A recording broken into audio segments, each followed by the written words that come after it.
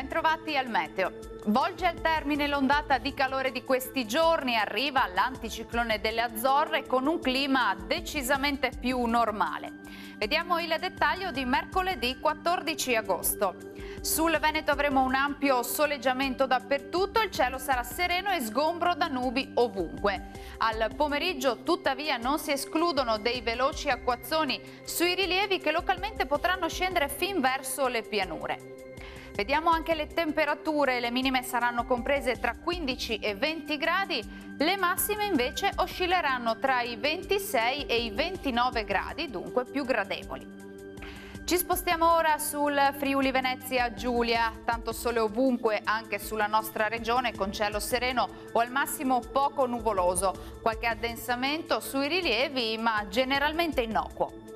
Temperature minime tra 17 e 21 gradi, massime oscillanti invece tra i 26 e i 28 gradi.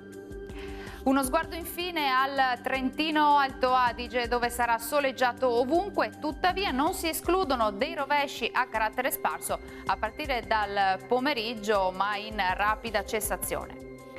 Temperature minime tra 15 e 16 gradi, massime tra 30 e 31 gradi circa. Bene, dal meteo di Antena 3 per ora è tutto, vi do appuntamento al prossimo aggiornamento meteo. Arrivederci.